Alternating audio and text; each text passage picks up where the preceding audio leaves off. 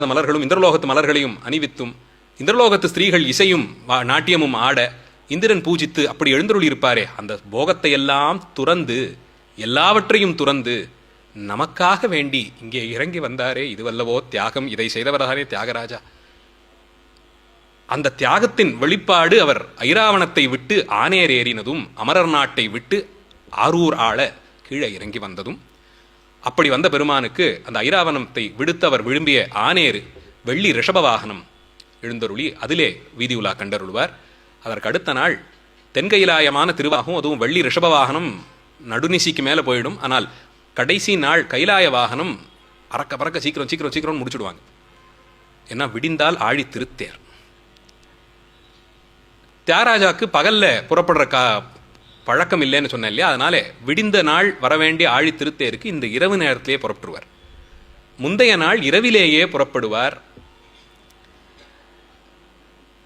அதை சொல்லி வர்ணிக்க அடி எனக்கு தெரியாது, பார்த்து அடியார்கள் மகிழணும். அப்படி கோலாகலம்.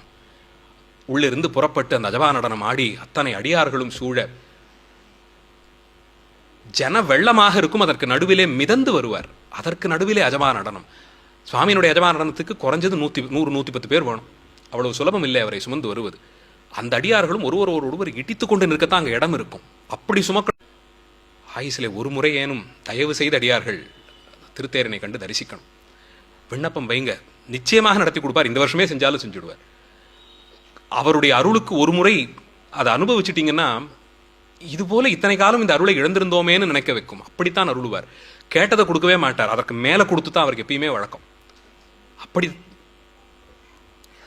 அந்த தெய்வம் ஆழித்தேரிலே புறப்பட்டு 4 வீதிகளையும் வலம் வருவாராம். அப்பர் பெருமான் கொண்டாடுறார். தேர் புறப்பட்டு போய் இடிச்சான். எல்லா தேவர்களும் வந்து கூடியிருக்காங்களாம். நான்முகனும் திருமாலும் கொஞ்சம் நேரம் தாழ்ந்து போச்சான். ஓடி வந்தாங்களாம் திருவாரூருக்கு. தலைக்கு மேலே கையை கூப்பிக்கொண்டு ஆரூரா ஆரூரா. தேர் போன தடத்தை பார்த்து பின்னாடியே ஓடி ஓடி ஓடி போய் தரிசித்தார்கள். தேவர்கள்லாம் அப்படி வந்து தரிசித்தாங்கன்னா நாம இன்னும் எவ்வளவு வேகமா போகணும். திருமாலும் நான்முகனும் தேர்ந்தும் காணாது தேடி தேடியும் பார்க்க முடியலையா. ஆரூரா ஆரூரா என்கின்றார்கள். தேரூரும் நெடுவீதி பற்றி நின்று தேர் போன தடத்தை பார்த்து பின்னாடியே தொடர்ந்து ஓடினார்களாம். நினைச்சு பார்க்கவே எப்படி இருக்கு.